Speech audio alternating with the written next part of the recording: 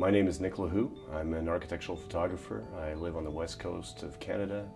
I work all over the world, and I had the opportunity to shoot an incredible school designed by Bob Hall in Afghanistan, Mazar-e-Sharif, the largest school for girls in Afghanistan, and it was designed over several years and opened this spring in 2015. Mazar-e-Sharif is a northern city, northern Afghanistan, 450, 500,000 people.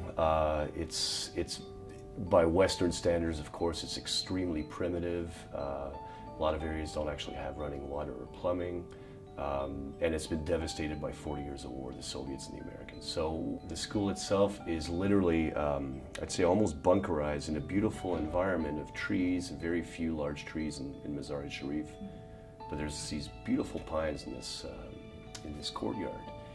And Bob Hall designed a scheme that encapsulated that courtyard as the centerpiece.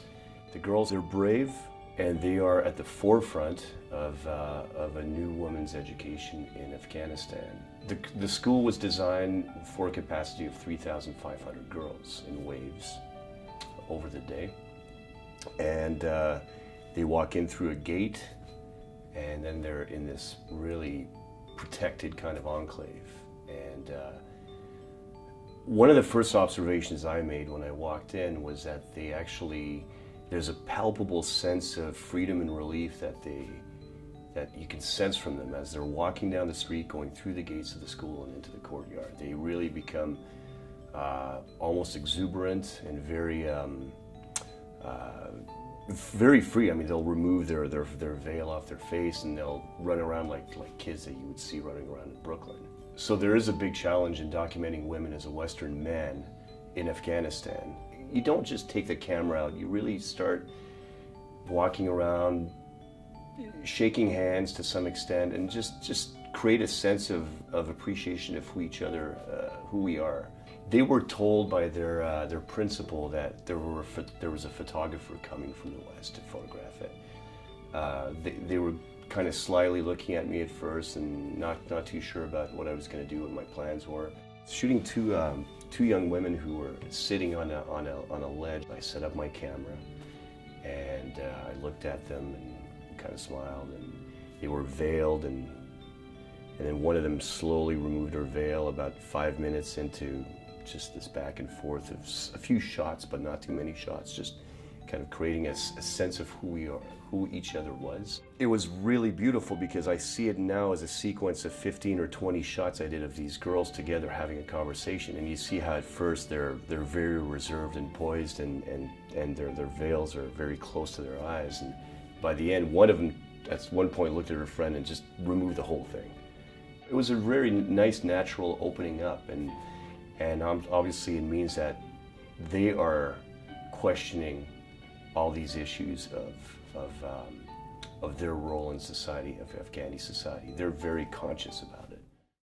For me, part of documenting this trip was as much the school as an exploration of Mazar-e-Sharif and of the culture itself of northern Afghanistan.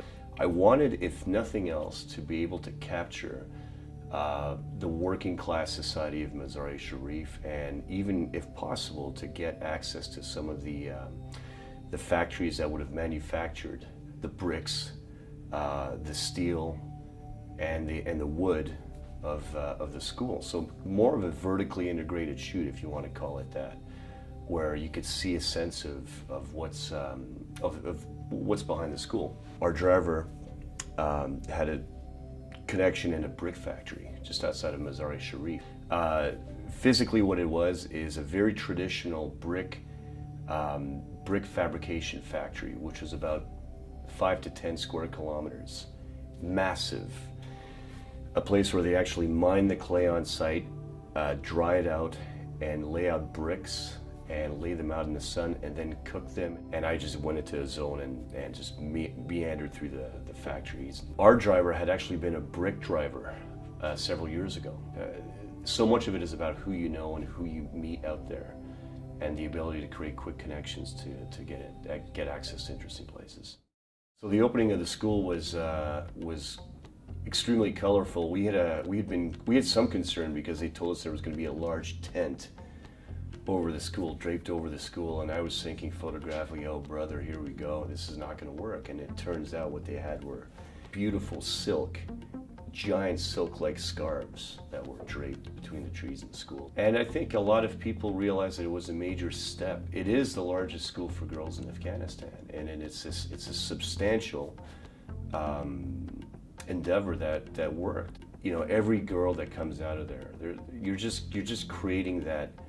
You're creating a whole new society of young women in Mazar-e-Sharif. If you're able to educate 3,500 women a year in a city of 500,000, you are changing the future of that city and the possibilities for those women. It is definite change.